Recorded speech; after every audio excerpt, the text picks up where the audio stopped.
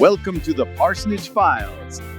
Rick and Rob Burke are on the case, digging into mysteries of faith, history, and the downright strange. Today's file: the church that went boom. Welcome to the Parsonage Files. My name is Rick Burke, and I have been a United Methodist pastor on and off now for around 25 years. And I am joined today by my always fashionable brother from the same mother, Rob. Hello. How are you, Pastor Rick? I am good, but the bigger question is, how are you? Uncomfortable. That's uncomfortable. This is a church podcast. It is a church podcast. Yeah. And I know that your wonderful wife, Kim, has warned you about keeping this church appropriate. So I appreciate that. We've practiced. We have been practicing at home. The lovely and talented Mrs. Burke has been working with me. So she took one for the team. She did. And I can't guarantee anything, but we're going to give it a shot. Well, let's see what we can do here. For all of those who are new here, the Parsonage Files. Wait, well, I don't want to stop you. I mean, I'm not the pastor. I am the other one who's not the pastor. Correct. But is this not the first episode? It is. So wouldn't everyone be new? That would be technically correct. Okay. So welcome everybody. Welcome everybody. So, and before we continue, shouldn't we probably wonder about the people that are listening to us right now? I mean, really? You have choices, and this is the choice you made? You have a wide range of choices. Yeah, they do. You got people with millions of options, and this is the option you picked. If we are 100% honest with who's going to be watching this, it's going to be family members. Right? Doing it out of obligation. They have to. Church members doing it out of obligation. Out of obligation. And maybe the stray person who wanders across us at 2 o'clock in the morning because they can't sleep. Or you're listening to what you want to listen to, and this comes on next. True, and you're too lazy to get up and to turn off. The dog is laying on you. You don't want to bother the dog. Been there. So for all of those who this is not your first choice, we do appreciate it. We do. Welcome. Yeah. So hopefully welcome back at some other point. So what's the point of all of this, you're asking yourself? Yes, what is the point of this? Yeah, what is the point of this? So the point of this is to show that you don't have to be angry or negative to be a Christian, and that Christians can be nice people. I've heard that rumor. I have heard it too. I have heard that rumor. But I don't know if you have much experience watching Christian-based YouTube content, but let's just say that it's not. Well, I'm not watching dog content. Well, or cat content. Right. It's not usually the most, how do I say it? Friendly? Loving? Caring? Christian? Let's go with that. Jesus didn't call us to be angry and to yell at people. He called us to, I know this is going to sound odd, to love people. I know. So we are going to be sharing stories, some from church history, some from modern times that are fun, surprising, sometimes a little weird. And I like the weird ones the best. And maybe even a little mysterious. For our first story, I thought it would be fun if we started with one that I first heard when I was a kid on that wonderful show, Unsolved Mysteries. I love that show. Robert Stack. Oh, I gotta tell you. The trench coat. Bobby Stack, man. He is the man. He is. So we're going back to 1950s Nebraska. Our story starts in Beatrice, Nebraska. It's March 1st, 1950.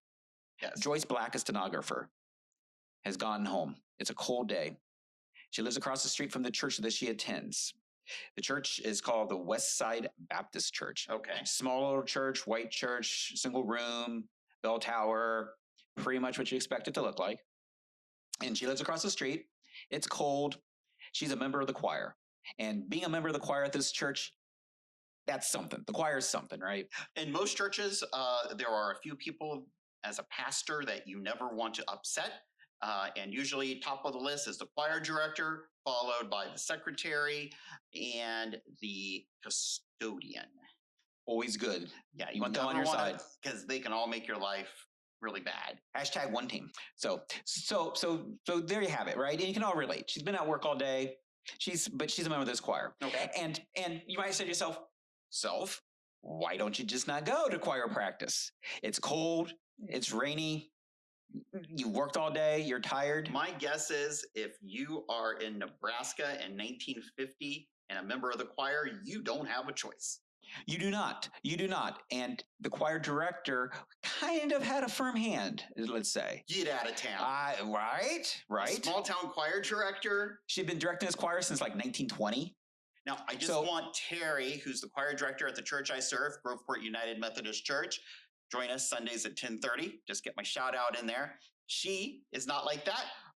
But others are. Others are, to be fair. Yep. And so that's what we're dealing with. So Joyce is like, I gotta go. Choir practice is at 7:30, but the director expects us to be there at 7:25. Do not be late. That is a bad thing. Okay. So to be early is to be on time. So she opens up the door. It's 7:18, 7:19, somewhere in there, 7:20. She's opening the door, getting ready to head out. Opens the door, gets her coat on, ready to go across the street. It's freezing out. She locks the door, turns around, and as she turns around to face the church, it explodes. Like, explodes, devastating explosion. What? It blows up, just poof, leveled. Did I ever tell you that I served a church that exploded once? Shut up. What? I did. All right. Do you remember my first church, Pleasant Chapel? Yes. That was out there a couple of miles from the Indiana border. Yeah, been there. Yeah. So when I got there, I would have been there early 2000s. Okay. The church had blown up in the late 80s. And what happened is... You say that like that just happens. The church blew up. Like all churches just randomly blow up. Yeah. Every church just blows up. But what happened is... just the churches you serve blow up? Do we need to call somebody? No. Okay. That's the only one that blew up. Okay. And what happened was it had a fuel oil tank in the basement. And you know how they had those fill holes on the side, right? Where the guy with the truck would come and, in the big old truck. In the big old fuel truck. Yeah. Well, what happened is one summer day, the two boys next door came over, and I don't know if the cap of that was off or they opened it, but anyway, they threw firecrackers down the fill chute for the fuel oil tank. Threw firecrackers into the fuel oil tank. Yeah. And it exploded, caused a fire, and burnt the whole church to the ground. Oops. Which was a bad thing.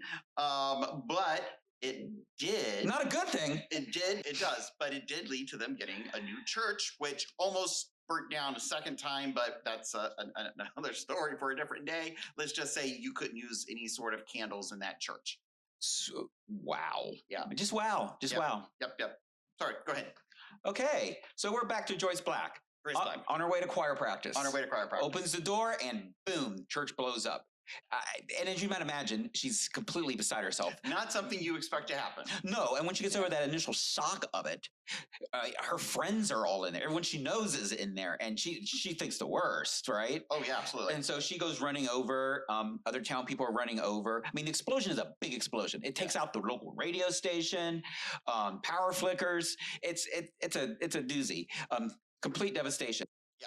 So she and others run over to start digging through the rubble looking for people, and they find nobody.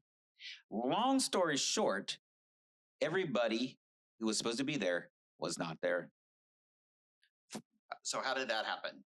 Well, see, and this is the story. As Bobby Stack told us back in the day, as many people have retold this story, is miracle, chance, insurance fraud. That's what kind of leads up for you to decide. All right, so But they all had different reasons for not being there. No one was there. And let's just be clear. You did not come to practice, and you did not show up at 7:25. There were consequences for not showing up. There were consequences. Yeah. And not even the director and her daughter, who was the pianist, they weren't even there. None of these people were there.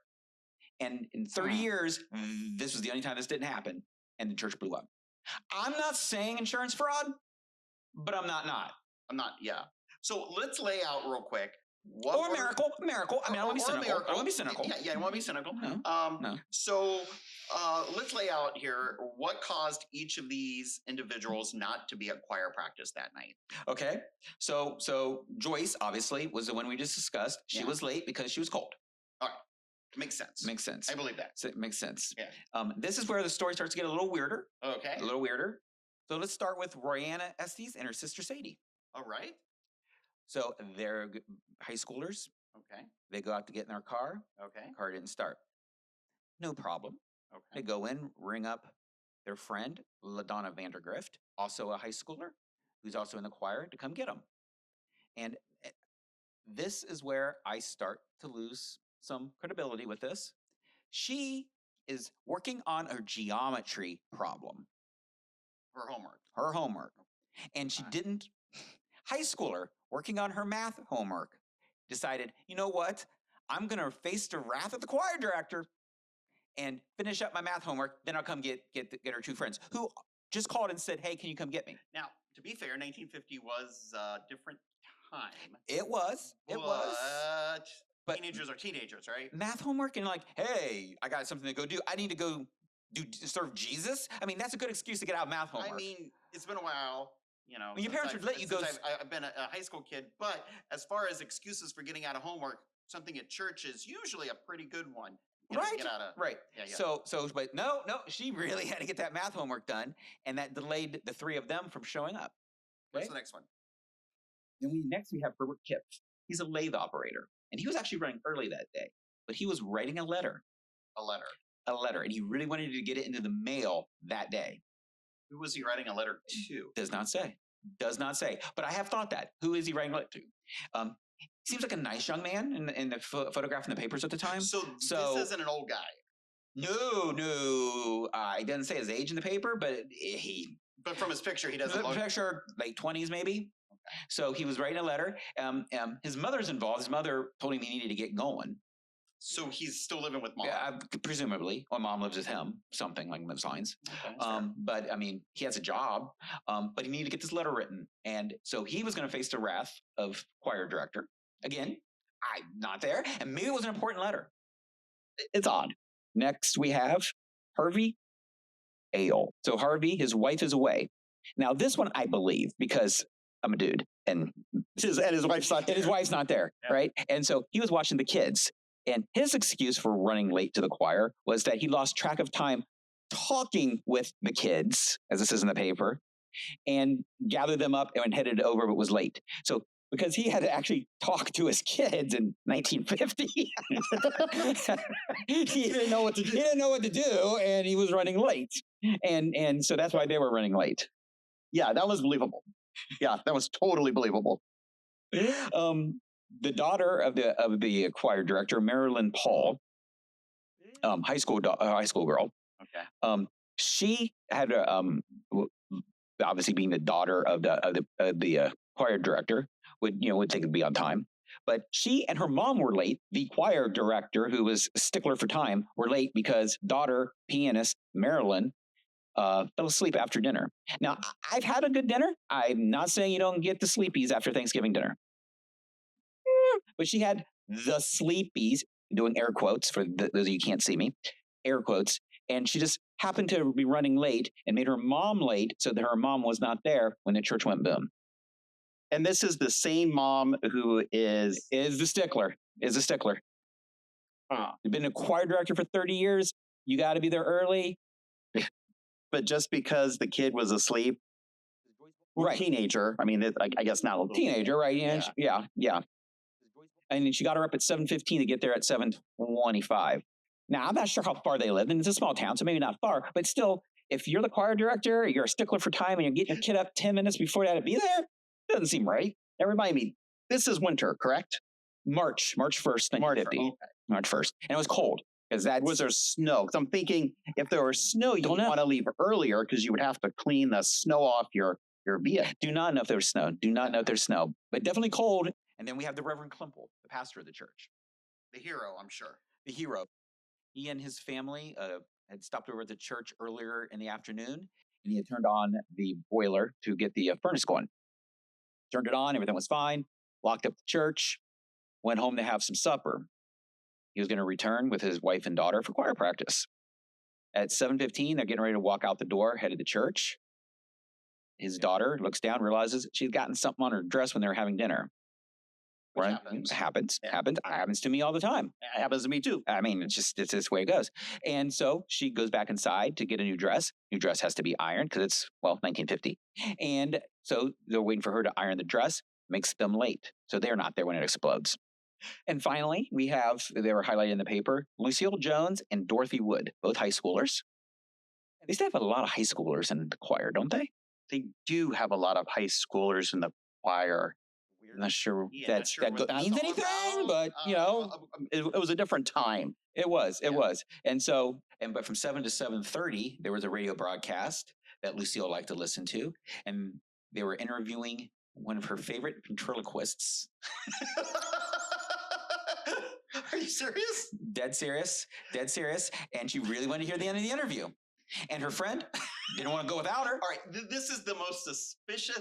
Who has rescheduled plans? To listen to ventriloquists be interviewed. Yeah.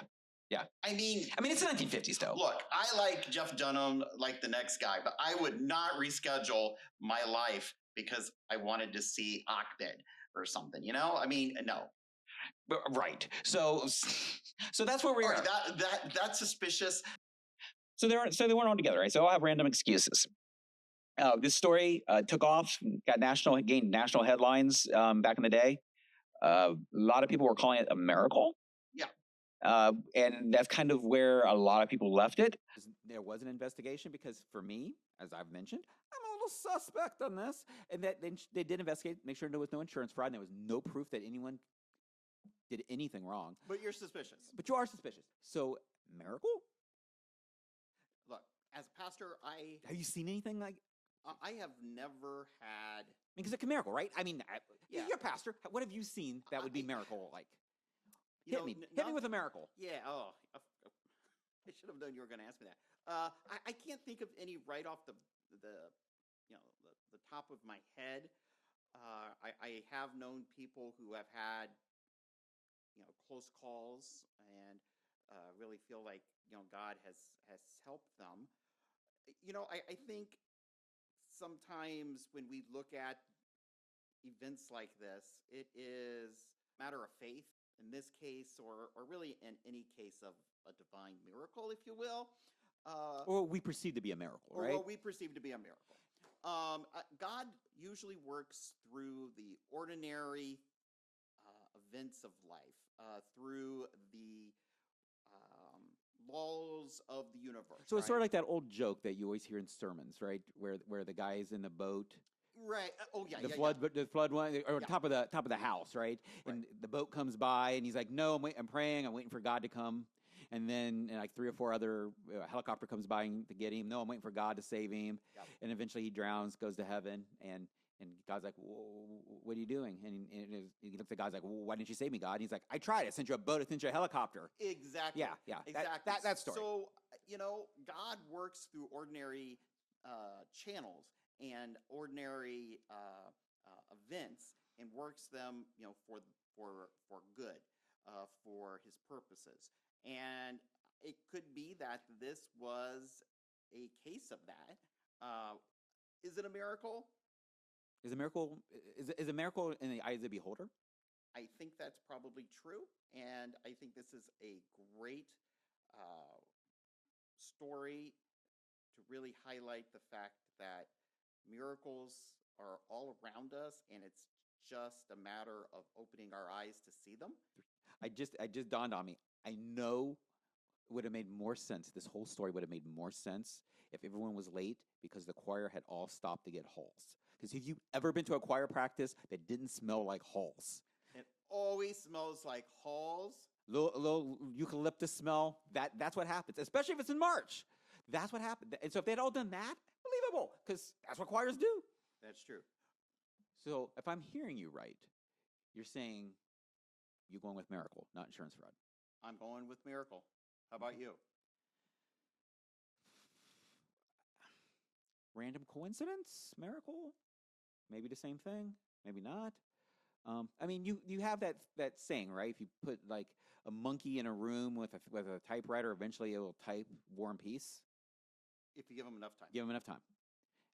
So odds are this could happen. Seems highly unlikely. It does seem unlikely, but I guess it could happen. Weirder things have occurred, but I like to think that God is in control more than it's just a bunch of random events. But And how deep do you want to get into this? Because why would he save them and not other people? that's a topic for a different show. Not this episode. Not That's this getting edited one. out. Not this one. All right. So- Well, thanks for joining us. I'm sure that we got to the bottom of absolutely nothing. Definitely got to the bottom of absolutely nothing. What are the odds that someone actually still is listening that started? Not very good. I'd agree. Yeah. But you know what? If we actually make it to more than one episode, Yeah. this is the episode you look back and like, I listened to that episode. Every person on a podcast always says, I look back to that first episode and I cringe. This will be our cringe episode. Cringe episode. Yes. Yes. Thanks for listening to the inaugural episode of the Personage Files. You're not going to call it episode 1, season 1? No, we're going to call this our cringe episode. The cringe episode. Oh, and every podcaster has. Every Yes, podcaster yes. has that episode. I cringed when I heard it. Always say, go back and listen to. I I cringe. cringe. This is definitely our cringe episode. But that would suggest that we're not going to be cringeworthy every episode. I Then don't know that I want to put that kind of pressure on us. I know I don't want to live with that kind of pressure. No.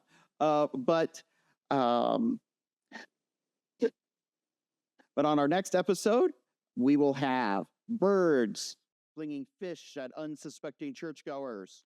What kind of fish? Like a fish fry? You have to wait and see. An Irish farmer arrested for giving away money. And how an overly aggressive ghost helped form the Methodist Church. That explains a lot. Explains a lot. So I hope to see you on. Oh, right. But is there a unaggressive type of ghost that forms churches? You have. The Holy Ghost. We'll see you next time on the Personage Files. Take care. Thanks, everybody.